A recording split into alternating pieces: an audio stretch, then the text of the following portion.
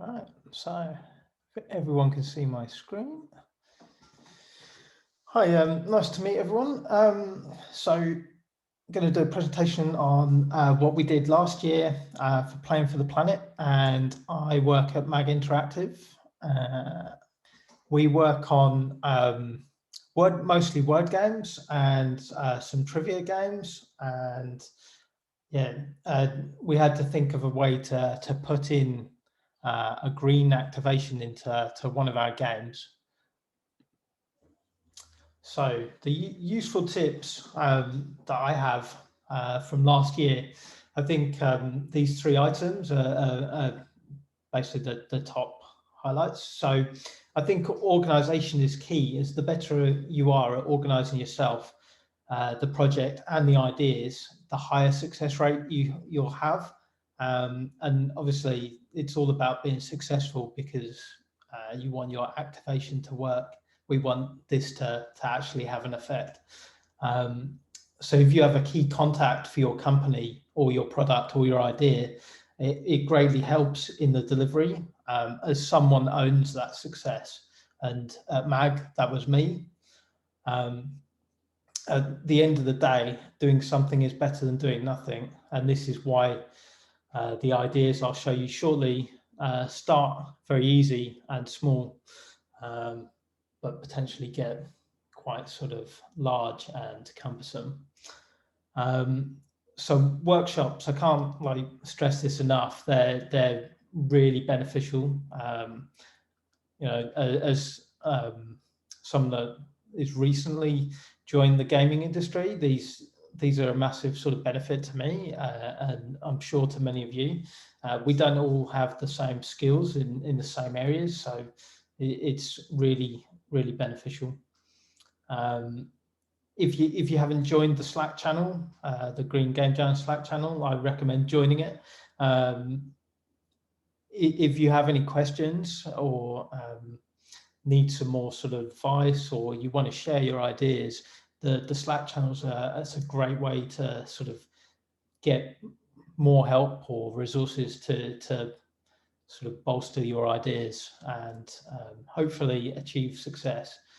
And then schedules. So when you know the product schedule that you're going to work on, or you don't, which is one of the problems, you can work towards some sort of deadlines. And in my mind, the problems that we had were to do with PR and marketing, and not getting the support that we needed to sort of promote our idea, because we didn't engage them early enough. So if you know your product's schedule, the timeline it's going to take you to implement your idea, and other people's timelines to help you promote that and release it, and also the Green Game Jam deadlines, so that you can get the most sort of benefit from being a part of it and raising awareness together. That really helps. So now I'm going to move on to the ideas that we presented last year. So we had three ideas, and this is the first one, which was in WordBrain and WordBrain 2, which are, as you can see, sort of word puzzle games. You've got to play the words in the right order. They're very structured. But this is what I would call our safe bet. Almost all of this is normal in the live ops team, and this is what I'm part of. I do releases, I create events, I can do pretty much most of this. So this is a safe bet in the fact that I know that I can achieve it. Whether it's effective or not, we obviously wouldn't know at the time. So there's some other additions here that we don't currently do, so they are extensions to an event. So habit forming notifications. So our ideas behind this were to make it like the norm, and that's basically what a habit is. You do it consistently. So we were sort of aiming to maybe say have a meat-free Monday in a notification, or it could be like walk to work day or leave the car at home week, but something that can make a difference and like now and potentially it's really easy to do. Notifications, everybody gets those. As this event is slightly different from a normal event, we wanted to inform players of like the aims through an event pop-up. So this was also, I say, it's a safe bet again, but that is a change that doesn't exist in the current game. But we felt that it was needed because we wanted to inform players why we were doing it and why we wanted them to participate. So idea 2. So this is Wordsy.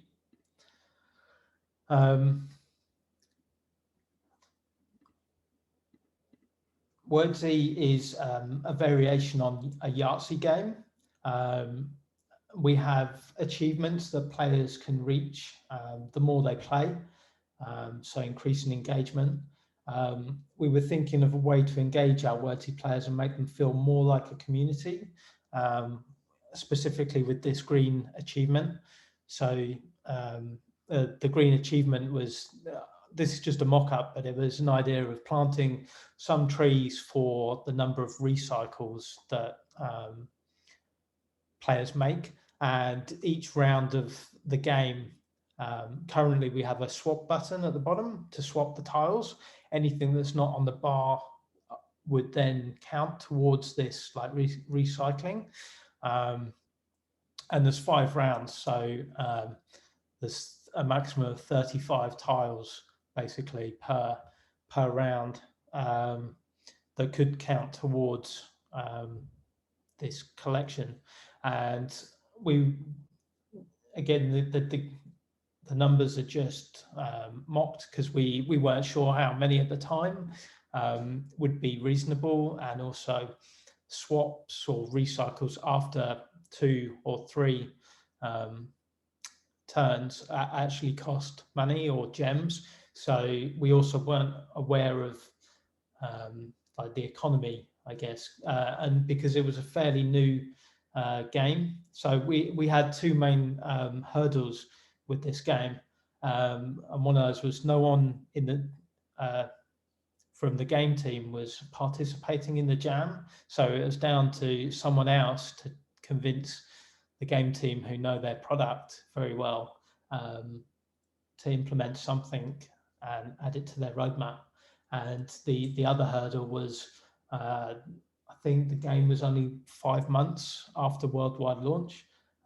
So they had a very heavy roadmap, and it's very difficult to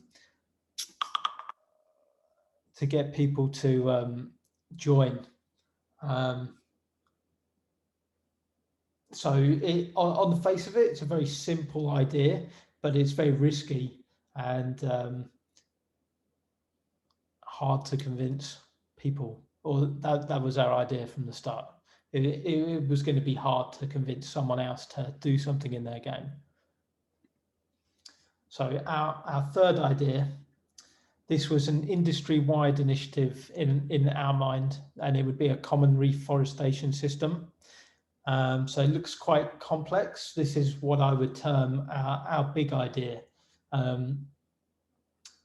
It would, the aims of it were to benefit anybody that was looking to implement a tree planting mechanism in their game. And the reason we were sort of looking to do something like this is when we looked at reforestation and partners that can plant trees, there was a lack of simplicity, and we were looking for a single solution that was quick and easy to implement, because something that is quick and easy and solves a problem usually gets traction, and this is exactly what we want from an idea of this type. So we envisaged that this solution companies could easily implement into their games. It could provide leaderboards per player in a game, per game, or by company, and so it allows some sort of healthy competition. And the key sort of benefits of this system were it avoids duplication, and it would provide some auditable accountability for the tree planting back to the players. So we've got 2 game examples here. Let's just take Word Dom. So Word Domination is our game. We connect to our server, and then we envisaged having a common server that would communicate with the Reforestation company. So for instance, in our game earlier, I showed that we would have an eco collectible. So we would say, I don't know, 1 collectible equals 1 tree. So our server would share that information to the common server, and then the common server would deal directly with the tree company and sort of request the amount of funds back from our company directly to plant X trees, whatever that worked out at being. And then I'm going to show you what we actually delivered. So in WordBrain and WordBrain 2, 2 slightly different games, and there's two sort of reasons. Well, I'll start again. We delivered the safe bet. So it was idea 1, along with some extras to test engagement, and parts of ideas 2 and 3, which were the counting of the collectible and the server setup to share with the reforestation companies. So the reason we did it in these 2 games is we were hesitant to run the reforestation event. We were going to run it early in the year, but obviously due to the pandemic, we weren't sure if players had the room to engage with this idea and playing a game which would benefit the environment by planting trees. So it turned out that they did, which was great news. And what we did between the 2 games, so WordBrain is a very structured game where you can't control, we can't modify like the content of the game. We can modify the UI, which a lot of games like pitched, and we could do something with like social, and there was potentially more opportunity to do stuff in WordBrain. But WordBrain 2, we could control the content like explicitly. So it was good to try that out as sort of like a test bed, so that potentially this year we could combine the 2 and have something a bit more challenging. So we actually connected WordBrain to a reforestation API, which was developed with another company called Trees Please. And their system allowed us to connect with a reforestation partner, which was Tree Sisters. And we actually made the donation to plant 5,000 trees with our 1 event, which ran for 11 days. Yeah, so why, you might ask, why didn't we run an event in WordBrain 2 and not plant trees? As I already said, we sort of used this as a control group, but we could only really have 1 event that sort of drove 1 idea at 1 time. So the WordBrain 2 was a completely eco-themed event. Like the words were like positive and negative around the eco theme, and we wanted to sort of see whether that had an impact on people playing and engagement, and it didn't. It was good, so that was good as a control. And then WordBrain, we could sort of use players' engagement and contribute to the tree planting. And in both events, it was kind of key that we didn't have a barrier to entry. There was nothing that the players had to do to participate other than play during the set times and dates. and we didn't want to put a barrier to entry like last year, because we wanted to see how engaged players were anyway, in comparison to other events that didn't have an eco theme.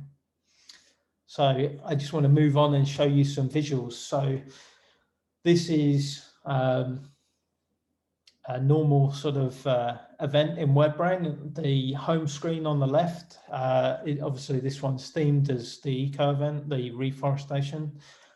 We were aiming to get players to collect as many acorns as possible. Now there's a daily limit anyway of 10 per player, and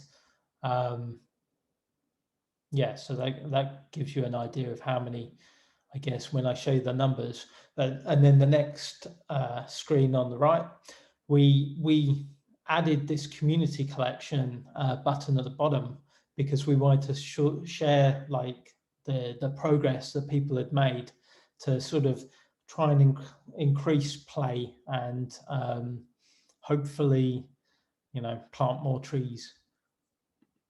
So this is that screen again on the left. This is the community collection pop-up. So when it loaded, this number would be pulled from our server, and it says, yeah, you can find out more about the event. And one of my tips I shared earlier was engaging our PR department. So I think I did this 5 weeks before we sort of knew the dates that everyone was sort of releasing the game, or the action, the green action, and it turned out it wasn't early enough, and they had other sort of priorities on their plate, which is kind of unfortunate, but that's why I'm sharing it now, because we did end up doing something, and that was taking players to our Facebook community and sharing like more details on why they should participate, who it was for, the dates that they can play, and ultimately how many acorns we were sort of wanting players to collect to plant a tree. And this I've just updated. You can see now the 8,710,285 acorns is the real number from the end of our event. That's how many acorns we collected. Now, anybody that's good at math will know that it's a little shy of 5,000 trees, but not far off, to be fair. And it had 49 comments and 11 shares on this post, and 180 reactions. That's pretty high for one of our community posts, considering I think there's only about 2,500 people in our Facebook community. So that's me. So I guess we said we'd save questions for the end. So over to Paul. Thanks, Chris. I'll take over.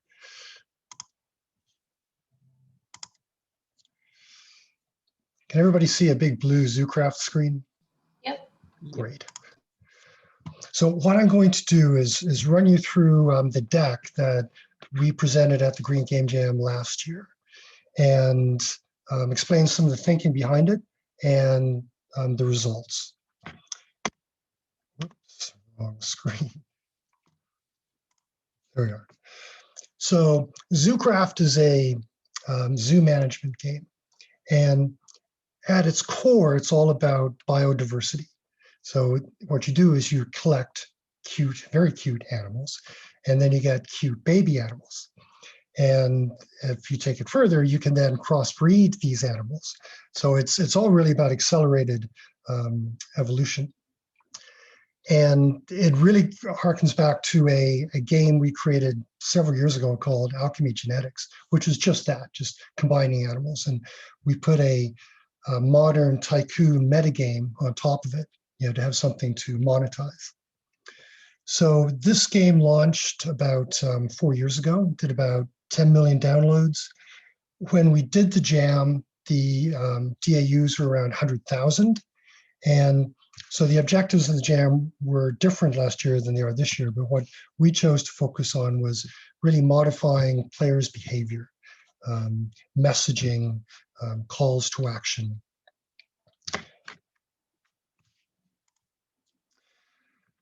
When you start the game now, you get this vibe of creating harmony between nature and man. It wasn't always that way. It was, the metagame was a really quite hardcore commercial tycoon game. And a year before the Green Game Jam, we had joined the Playing for the Planet Alliance. And we took a close look at Zoocraft, thought, okay, zoos, a bit ambiguous these days and how they're perceived. Also, a lot of the activity in the game seemed to involve chopping down trees, which we thought we needed to remedy. So we pivoted the game away from really tycoon more to harmony with nature, and the tasks which people are aimed at very early on are like breeding animals, rescuing animals, restoring habitats, caring for animals, cleaning up the zoo.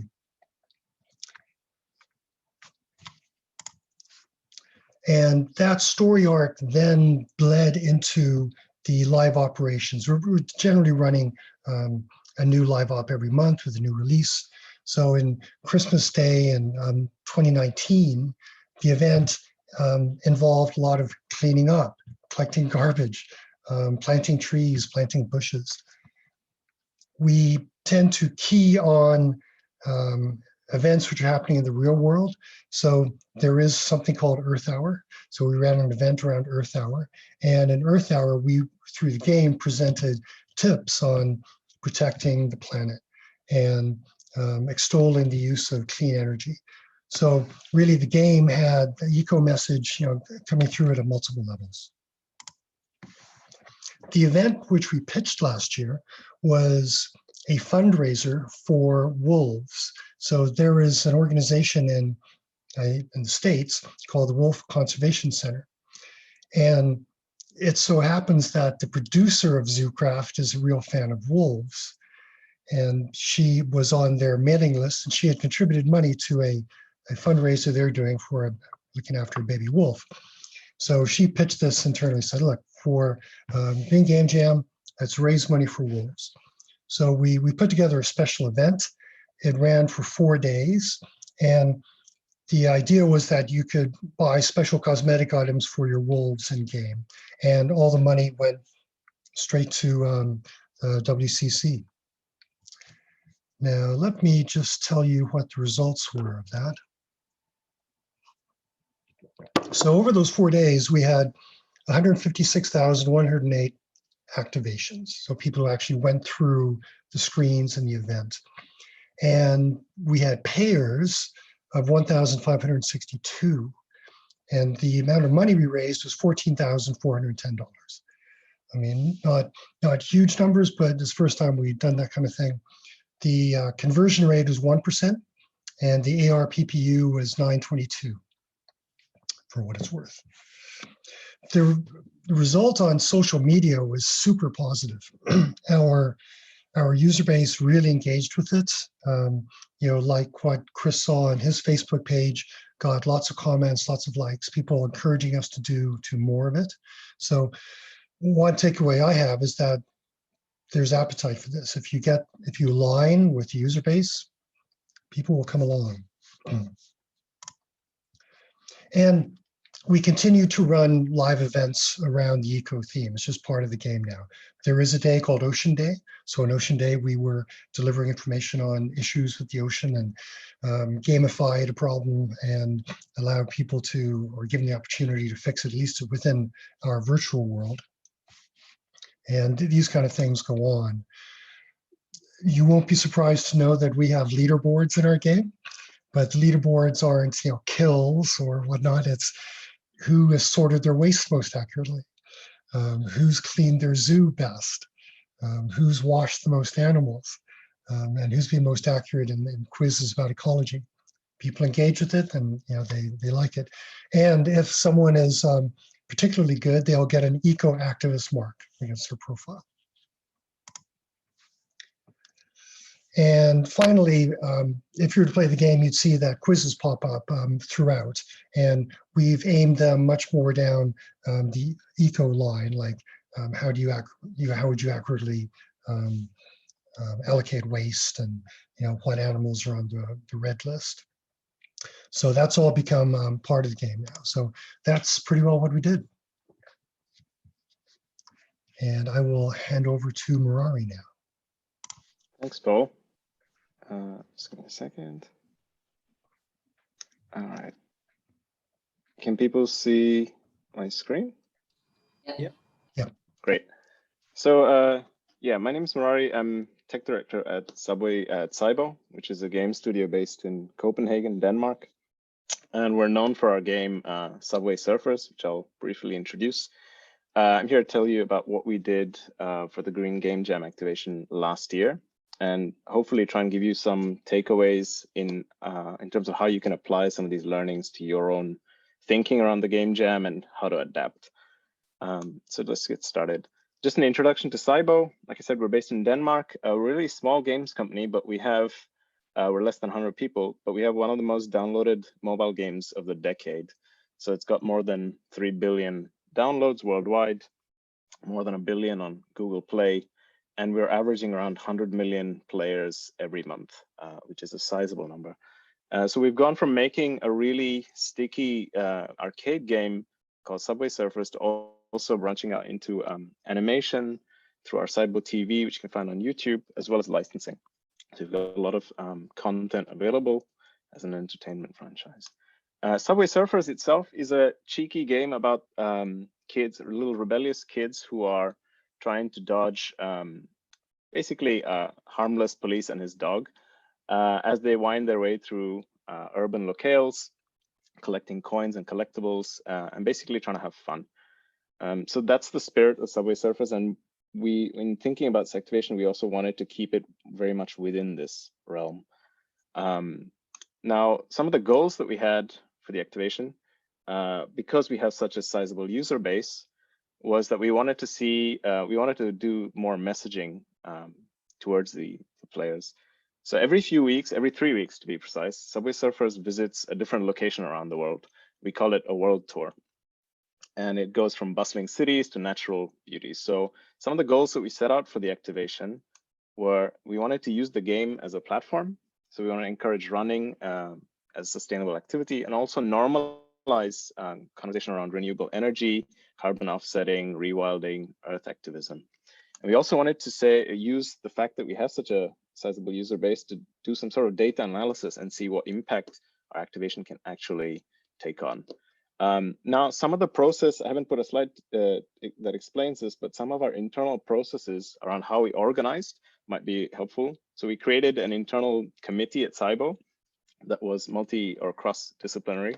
So we had representation from design, from art, from engineering, from product as well, and across different teams within Sybo as well. So even though we targeted a single game, which is Subway Surfers, we had people represented from across the studio who are interested in this. So we did a shout out for anyone in the organization who would like to take part in this game jam. And then we sort of said, okay, it's an open idea space. Let's get as many ideas involved as possible, and then we can trim down as necessary. So I think everyone felt that they were involved and had contributed, even if some of the distilling of the ideas happens at a later stage. So that was a good takeaway from our side. So this was the goal. And here was the plan that we came up with. The reason I call it the plan is because what we actually did was a little bit different, and I'll explain a little bit more.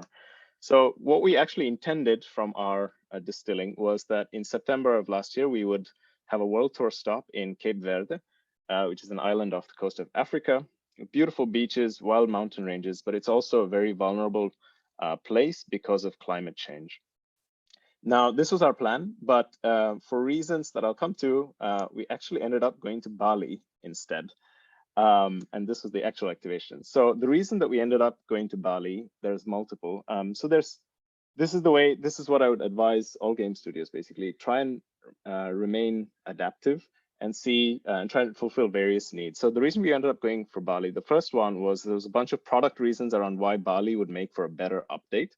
there was also, we got the idea of App Store featuring in from Google Play in Southeast Asia. So if we could time it within a certain window at the same time, we could get featuring. And it was also one of those cities that our players kept asking for a revisit. So basically, we do repeats of certain cities if players love running in a certain locale. And then what we tried to do is we tried to examine that within that region and these constraints to see if we could address the same challenges or biodiversity and conservation challenges that we had identified with Cape Verde, but within this region. So we did find that Bali within Southeast Asia is an island that is at the center of marine biodiversity and a priority for conservation. So we ended up going to Bali, basically. What we did as an activation was we combined, like Paul's and Chris's activations before, we combined in-game and social media and other channels as on all fronts. In-game, we wanted to continue promote running, which is there as the core of our gameplay, and public transportation as sustainable activities. We also wanted to normalize environmental efforts, so we did green nudging, so effectively educating players and exposing players to renewable energy sources, wind turbines, solar panels, recycling stations, and so on, so that the conversation around these is changed. And then apart from that, with every city we go to, we have this thing called a season hunt, which is effectively you collect a different thing in each level and you make your way towards, it's kind of like a progression path. And in each level or in each theme, as we call it, there's different season tokens that you collect. So for this particular update, we went with plastic bottles. So players had to actually pick up plastic bottles during their run, and the more they collected, they unlocked a series of unique rewards. Apart from this in-game token, we also had an in-app purchase that we called the Green Sale, as you can see on the right, which is basically a bundle that gave you 2 characters as well as a hoverboard, which is the thing that Jake and the other characters actually ride. And players could purchase these items with actual keys, which are sort of the premium currency, coins, which is the standard currency, and actual real money. And we call this playing for the planet. And so apart from the in-game activities, the social media side, we really engaged our audience on multiple fronts. Facebook, YouTube, Twitter, LinkedIn, and Instagram, to say the least.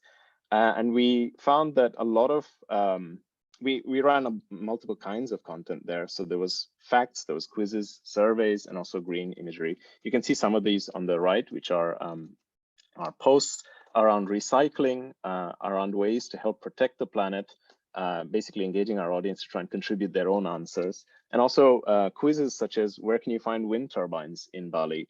And factoids, little factoids like 1 wind turbine can reduce the carbon emission of 900 cars in 1 year, things like that. And throughout all of these, we went with hashtagging playing for the planet, so it gave the Alliance as well further exposure. So some of the examples of the quizzes that we did on Instagram that you can see on the left, how much power does 1 rotational wind turbine wing produce? And then going closer to the audience, that same power, how long do you think your phone could be charged for? And the answer is sort of 3 years and so on. And then you can see on the right, we went on Twitter as well with little polls and surveys. So the takeaway from this on our social media front was interactive content. So content that our players and fans can engage with on social media, as opposed to just messaging. It's also about their participation and letting them come up with their own answers, and also picking sort of the best answers that they give. And so engaging them to also come up with their own ideas. That's Instagram, yeah. Results, I'm very happy to announce the results. So for 3 weeks, we had almost 100 million players, 98 million to be exact, playing with our Bali content at an average of about 15 minutes a day. So there was 20 million daily active users. And we equated that to the same distance between Earth and Jupiter, which is the way that we like to translate these facts or runs around the world. Green nudging wise, we saw that our players were green nudged every 9 seconds. Each player saw 100 green nudges per day. And then total green nudges we got was around the idea of the tune of 43 billion. And each player picking up the season tokens that I described before, picked up an average of 16.5 plastic bottles, and they reached a total of 1.6 million plastic bottles. However, in comparison, which is quite sobering, the real world numbers are much worse. We use around 1.5 billion single-use plastic bottles per day, recycling only 9%. So even though we did get, to some extent, we did engage our players and have some sort of activation, we do need, the realization that we do need to do a lot more is quite apparent. We got really positive player feedback, as Paul found as well. Subways, the community loved it, and the vast majority of feedback was positive. I've shared some samples that we had here. So there's, for example, on the right, you can see an answer from someone who's replied to our Twitter account with ways that we can help protect the planet. We also have top fans saying that it's one of the most beautiful updates that they've gotten, and somebody even contributing a rhyme, a recycling rhyme from the Philippines. And then, so they shared basically their passion for the subject matter and tried to contribute with as much as they knew. Like I said, they engaged most with the interactive content, and also, funnily enough, we had a spot the turbines request, which was effectively that the players had to send screenshots of things like the wind turbines that you can see on the right. And doing this is actually not that easy because it's a fast-paced running game where you have to try and survive. So the fact that they also managed to press all the buttons on their phone needed for a screenshot shows some amount of dedication. And then finally, yeah, we got really positive reviews on Google Play and the App Store. And we had basically the vast majority of players asking for more content like this and calling out real world goals, such as my goal is to collect 100 water bottles. So in effect, we did the goal, we think we achieved the goal of real world messaging and nudging. However, I think in future, we will also, looking at Paul's and Chris's activations, there's a lot more we can do to actually also get real world impact going in our future activations. So I think this was just the beginning. Thank you. Thank you so much, everybody. Chris and Paul and Murari. That was really insightful, and I love like the different approaches that you guys have all taken. So now I'll open it up to questions. Arno's already got one in the chat. So Murari, that one's to you. Aha, that is a good question, actually. Okay, let me actually try and pull up the relevant data. Actually, and fortunately for me, we also have Jennifer from Us Too in the chat, who was part of this update.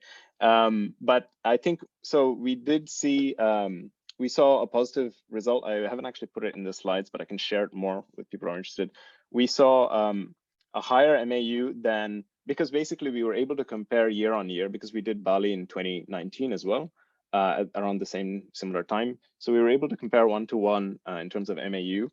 And we did see a higher result, although it was not clear data, because we also had a trending TikTok virality going because of somebody doing some Subway Surfers video on TikTok. So we had a massive uptick in our downloads and MAU. So we haven't yet separated that data. And there was multiple, like the App Store featuring as well, was contributing towards sort of clouding the data.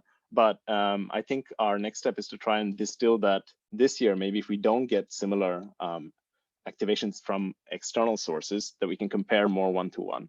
But we did see a positive MAU, but we just don't know how much of that was due to the Green Game Jam and how much was due to other factors. Jennifer, please feel free to chime in if you know better. No, I mean, I think you're right on that front. My question is, do you guys plan on doing some sort of control or A/B testing to see this year, any of you, not just Sybo, but to compare whether or not these activations have an impact? Chris and Paul. Engagement. Short answer is no, hadn't thought about it. Maybe the longer answer is that's not a bad idea. But we're still trying to figure out what we're actually going to do first. That's a fair point. And I think for our learning from our end was also definitely, as in it makes sense to time it with, it both makes sense to time it with external featuring because it also gives a bigger push. But at the same time, we do need to find a way to attribute MAUs in some sense, or engagement increase in some sense to to the green game jam and the campaigns and the sort of in-app things that we're running, the social channels that we're running. So it's a point that I'll put down, but I don't have an answer yet, basically. Thank you. I guess, and from our green event, our reforestation event, we had 20,000 DAU less than previous events, but that was just the declining daily active users.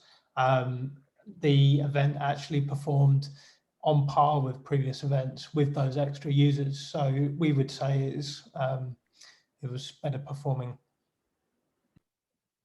Yeah, thank you.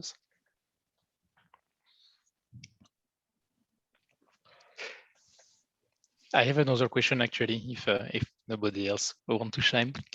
As a question for the three of you. So every time we're trying to make some eco activation with a game with existing player base, there's always a fear that our existing community will not receive it well, and that we will get some backlash from the community because they didn't sign up for an eco message, they signed up for a fun game.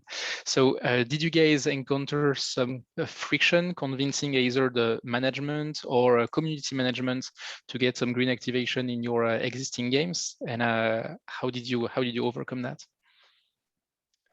I mean, what I could say quickly is given the way the game is structured, we didn't have that problem, and there was a general appetite in the company to do something.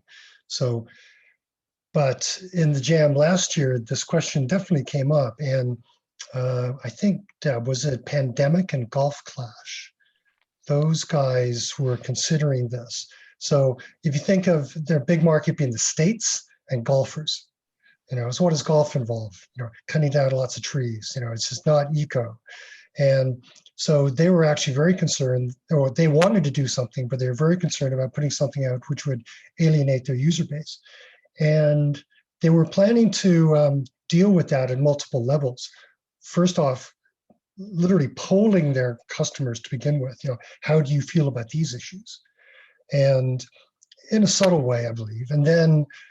And I'm not quite sure what they did beyond that. It might be they steered some people away from the green activation, or maybe they changed it. It would be actually interesting to find out, but they were very aware of this. Chris, you mentioned, oh, sorry. Yeah, no, go for it. I was just going to say, from our side, we tried to keep it a little bit light as it was the first year that we were taking it on. So we wanted to go more on the side of messaging as opposed to disrupting the core game experience, or in some more tangible sense. So it was more around messaging and green nudging and getting the community involved with some light gameplay additions and changes. Yeah, we did something very similar. We didn't, as I said in the presentation, we didn't want to stop players participating because of not wanting to sort of maybe buy into a green event. So there was no barrier to entry, and we were just encouraging people to play as much as possible. Yeah, and our control group was the WordBrain 2 event, and we didn't see a decline in players participating in that event either. And we've never run a green event or an event that contributes to anything in the real world, like donations or anything like that. So it was good to see that both events performed well. Great, thank you. Chris, you mentioned meeting some friction with when the team was not embedded in the Green Game Jam team. And how did you, A, get it on the roadmap? What were the convincing factors? And then B, what is your taking action for this year? Are you involving people from that team into the Green Game Jam ideation? Or what is the learning? So we didn't actually manage to get that team to implement the feature. Instead, we moved that feature to our implementation in LiveOps, which was the counter. It's something I still think we should do in the other game. It's a bit tricky because the games, we're still trying to grow the game, and the roadmap's massive, but it's something that we've got backing from my management. So if we need then to sort of steer the team add it to their roadmap at some point. As long as we've got the dates that we need to have the activations by, then that gives them some flexibility between now and then to add it to their roadmap. But I guess the other thing is it's still optional for them. So we need them to buy into it as well. I think that's a really good point. I mean, yes, I guess it's frustrating that you can't get the, like the game teams themselves on board or the devs on board. But I think it also goes to show how much you can still do even without that, by engaging community managers and live ops and the marketing team, etc. Like you can still do a lot with your game, even if you're not like coding something new into it. So I think that's just a really good point that anyone can really get involved, even if you don't have that. I think one message here is the strength of the live ops teams for something like this, because it's the same with us. The people running it, they're making sure that these things are going in month after month. Yeah, exactly. And really used to doing like quick updates on things, and constantly changing those events. So it's a really, really good match. I guess also I want to stress, like our activation in Wordsy, I was working like months on trying to get the team sort of to add it to their roadmap. And it took our live op developer a week to sort of implement, test and release that feature. So, having a backup is always a good option as well. Yes, that sounds true. That sounds similar. Yeah. Yeah, really good point. But I guess the way to approach this is when you come up with an idea that you're happy with immediately, you know that there's a target game you're looking at, immediately talk to whoever the product manager is on that title, look at try and get them to slot it in the backlog in some sense, while so you can kind of be assured of them committing to some sort of activation in that product before the end of the year, which is the goal. It's a fairly flexible constraint if you're working mobile. I know that like we're seeing console studios say, okay, this is to have an idea be conceived of and implemented in the title within the same year is probably a lot more than it's too tight. But on mobile, I think it's possible. And yeah.